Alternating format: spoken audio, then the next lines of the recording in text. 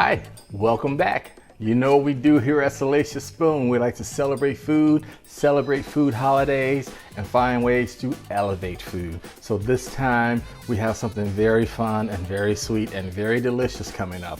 Oatmeal Cookie Day. So we're gonna take that traditional old-fashioned oatmeal cookie and we're gonna just take it way over the top. Old-fashioned cookie, new millennium. These cookies are so good, I promise you, they will be some of the best cookies you ever make. What makes them so different?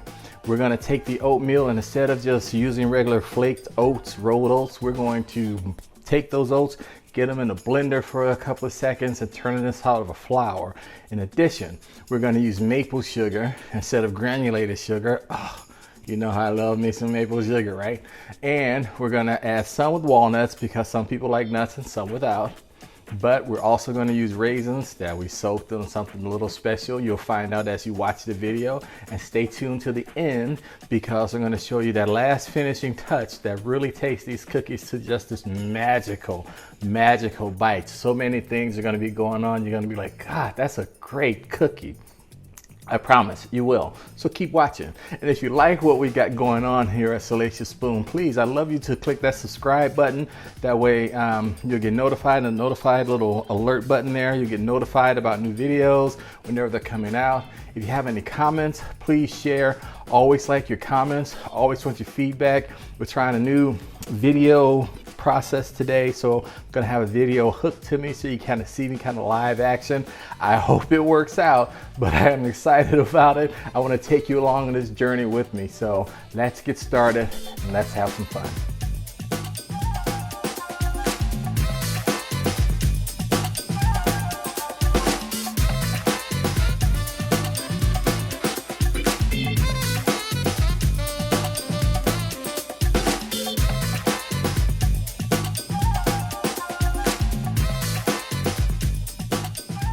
Okay, so first thing you want to do is go ahead and get your oven preheated to 350. First thing we want is brown butter. The lovely thing about brown butter is that it gives off this wonderful nutty aroma that I really enjoy. And making it is also a great way to really kind of learn how to use all of your senses when you are working in the kitchen. So we're going to put this in a pan, and you only want the pan on about a medium heat.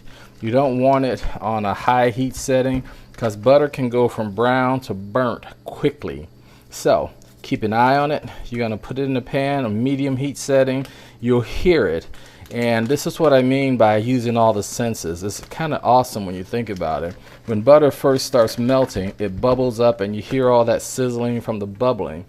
And when the bubbling stops, that's when you know you want to start paying closer attention to what's going on, because once it stops, that means that the liquid has evaporated out of it, and now it's the fats that are starting to cook. So keep an eye on it, keep listening for it, and it'll tell you when it's about ready. But while that's going to brown, we're going to go over here and get started with our dry ingredients.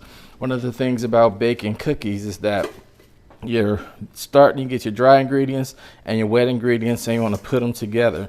So we'll start by taking our dry ingredients, except for the oatmeal. We're going to use our flour. We're going to mix that together. I'm only using about a 1/4 teaspoon of cinnamon and a 1/4 teaspoon of nutmeg and about a 1/2 teaspoon of salt. Now, I know there are people out there who are going to complain and say, I don't want a spicy cookie and all of that. And, you know, that's your prerogative. You can make it however you want. I just personally want that flavor profile today. But you can omit the cinnamon. You can omit the nutmeg. I recommend that you don't. But you can omit those. We're going to get this mixed together. Get those flavors incorporated. That's about all the real mixing you're going to do with the flour, sugar, and salt. And also, for these oatmeal cookies, I know a lot of people like to have the flakes of oatmeal, but sometimes I just want a smooth cookie with the oatmeal flavor. So what I'm going to do is I'm going to take this oatmeal and I'm going to blend it. Get this in a blender, and it won't take long to put it together. Just a few pulses once you get it going. A little bit there. You can see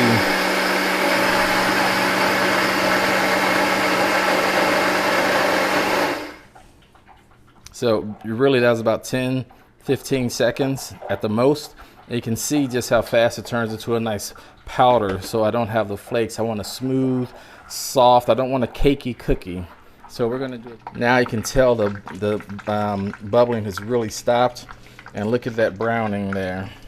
I'm definitely turning the heat down now because it's really about at the level of browning that I want. Anything more than this, it'll probably start to burn. And look at the surface there. You can see where the brown bits are sticking to the bottom there. You want to just kind of scrape those little bits out when you use the butter. So I think that's good enough. I'm going to stop it now and take that off the heat. Oh yeah, let's go ahead and get our wet ingredients assembled here. And now for this particular recipe, you won't need a mixer. And heck, if you don't want the oatmeal blended like I did, you won't even need a blender. We're going to use this because we're not trying to cream the ingredients. We're not trying to make a cakey cookie this time. We're just trying to make a regular kind of flat, soft, chewy oatmeal cookie. So because we don't need to blend, we can just go straight to the bowl here. Get that brown butter. God, I wish you could smell that. Oh my goodness. So let's get that brown butter there. And oh, I wish you could smell that. We're going to go ahead and incorporate our sugars first. Get our maple sugars in there. And you can see maple sugar generally tends to be lumpy, kind of like brown sugar. So you want to definitely get a good stir in there so you don't have any clumps of anything going. And the brown sugar as well. Now again, I'm not trying to get this airy. I'm not trying to get it fluffy or anything like that. So you really don't need to have a mixer handy. And you just really don't need a whisk either. All you're trying to do is get this incorporated nicely, get those wet ingredients in there. I'm gonna go ahead and get my oil. Get that in there. And just keep all of this mixing together. You're really just trying to break up the sugar and get everything nice and soft. It works out pretty good. And I think it's a lot simpler when you don't have to worry about mixing everything together. And also, the reason I'm not adding my eggs yet is because that oil is hot. I don't want the eggs cooking.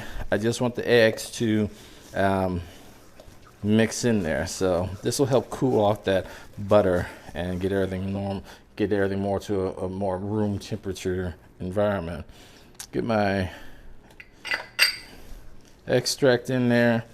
Again, that moisture is important because I lost some of it when I was making the brown butter. That you can see. Oh, that looks, oh God, that looks good. And knowing that it's brown sugar and maple sugar, oh, I wish you could smell this. Oh my God, this smells so great. So anyway, I digress. My apologies.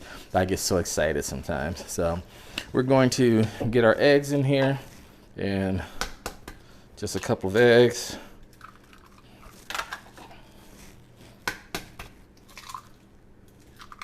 Those in there. And then get those broken up and a good mix going real quick so that they're not just sitting around doing nothing.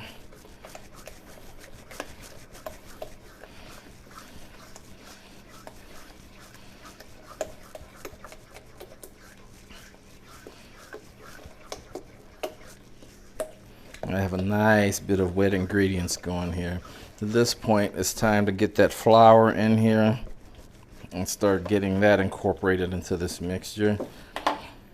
Again, flour, we have about 1.5 cups, 7 ounces. Gonna get that in there. I'm gonna do it a bit at a time just to make sure I'm not getting any lumps. Scraping around those sides. And this batter's gonna get thick, and if it gets too thick, I might switch to a wooden spatula just cause it's more robust. I like this spatula, it's kind of one of my go-tos, but sometimes you gotta use the tool that's best for the job at hand, right? So, by the way, how do you all like this new camera angle I'm using here? Kind of like an action shot, I suppose. I know it's kind of moving a little. It's probably not as stable, but I just think it's interesting to try with this phone harness. Kind of gives you a, I don't know, in the moment type of feel with what's going on in the kitchen. so you can see it as it's happening, which I think is a good thing. But if you don't like it, please let me know in the comments below. If you do, if you think it's kind of neat and you feel more a part of the process, hey, please let me know, because that's what I want here. I want you in the kitchen with me, sharing this experience, going through it with me, so that you can see that there's no magic here. It's all about just, you know, embracing the joy of cooking. We're gonna take our oatmeal now, get that in there. I'll just go ahead and put all that in there, why not? And again, you're gonna get all that oatmeal flavor, but if you just want a nice cookie without the textures and just a nice soft cookie bite, I think this is a great option for you. And sometimes I like it. So no, that looks great. You see, not a lot of mixing there. So that's about all there is to that. It's about almost ready to come together here. So the next thing we want to do is add our raisins. And you saw I had these soaking in rum, so I'm just gonna get those together and kind of drain out some of that rum,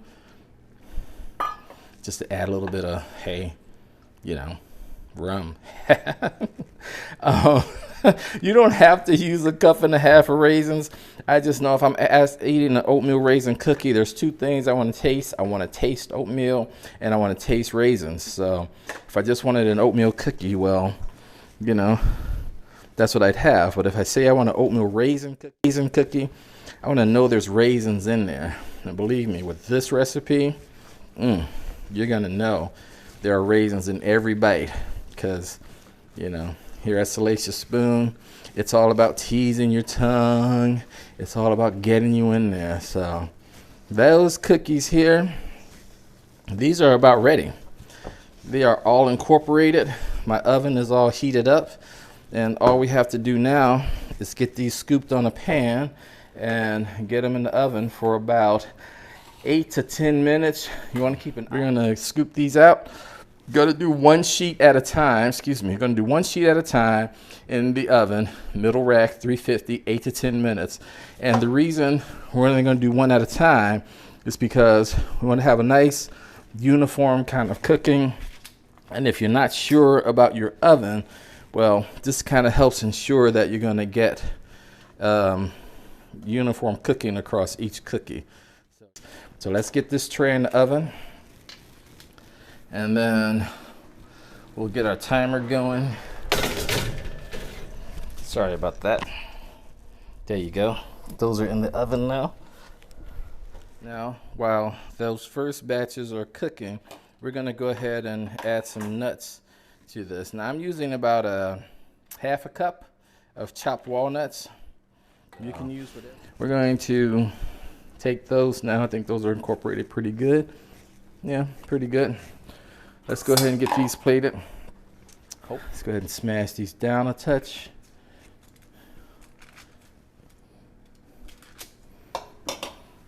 Okay, shall we check and see how our cookies are doing in the oven right now? Get some light on those. Oh, look at those. Look at how those spread out. Perfect. Perfect, perfect. So we've got a few more minutes to go. We're gonna let those continue to cook. And in the meantime, I'm gonna bring my ingredients over for my topping, my glaze. One thing you wanna keep, we'll go ahead and use the same pot because it's got all that awesome nutty flavor sitting on the bottom there. Some of it'll loosen up, most of it'll stay there, so don't worry, it's not going to ruin your glaze. It's going to be just fine. We're going to get a 1/2 stick of butter going. Okay, it's been 10 minutes. Let's get these cookies out of the oven and let them start cooling. Oh wow, whew, that blast of heat gets you. So you can see they just started to brown around the edges, and that is exactly what you want. Not too dark or chewy around the edges. You wanted them too dark or burn around the edges. You're going to let these settle, and as they settle, they're going to stay nice and soft. These cookies are definitely going to be chewy, soft oatmeal cookies. So let's go ahead and get the other batch in the oven.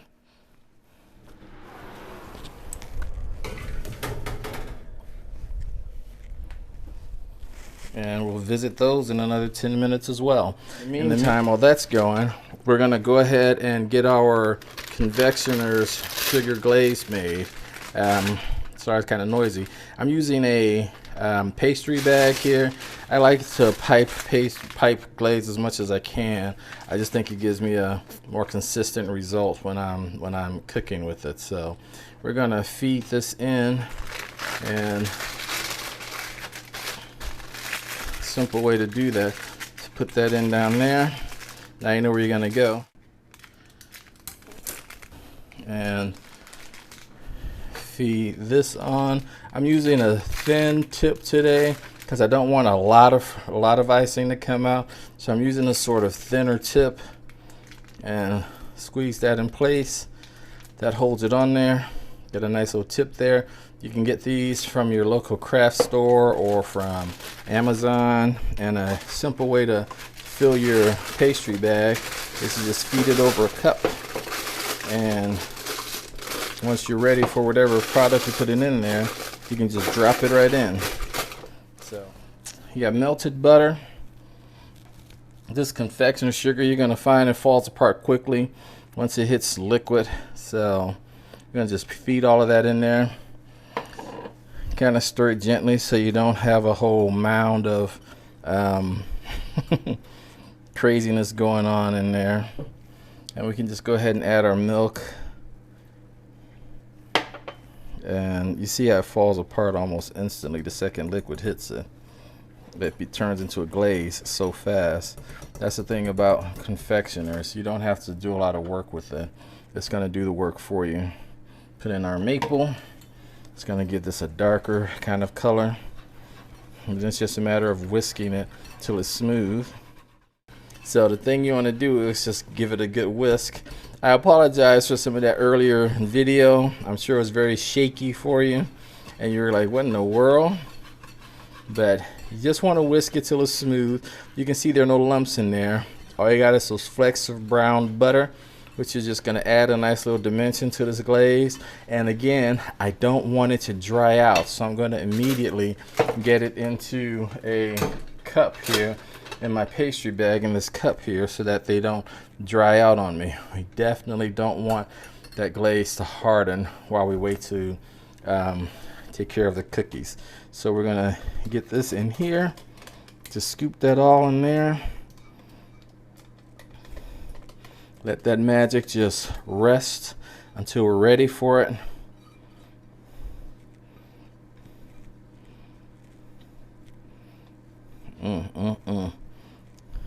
And again, I apologize if my camera angles are a little off. I'm getting used to this, but you know what? I wanted to take you all on the journey with me. You know, trial and error, the whole shebang. You all get to join me on it. So maybe one day I'll do a salted caramel. You know what? I'm gonna taste this, because why not? Oh yeah. Oh my goodness. Perfect, perfect, perfect. Now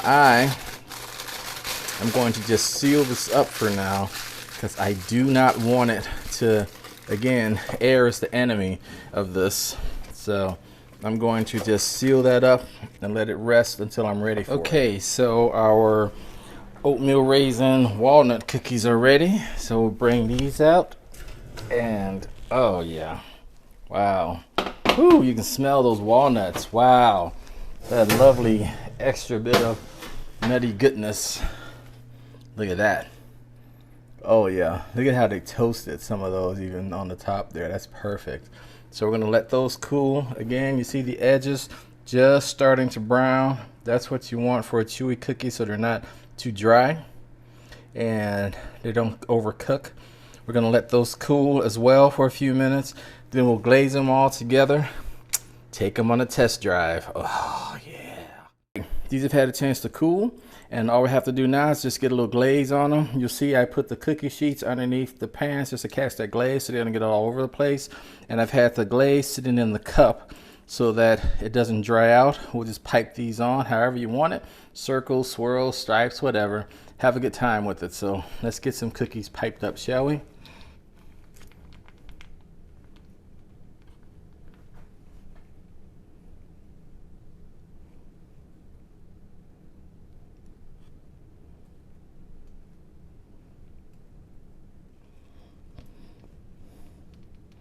But you can see I'm not doing anything fancy here, just simple striping.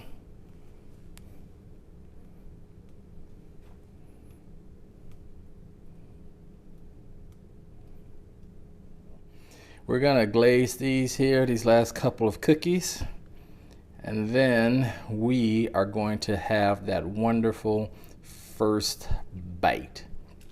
So let's go. And let's give it that first break open. You ready? Here we go.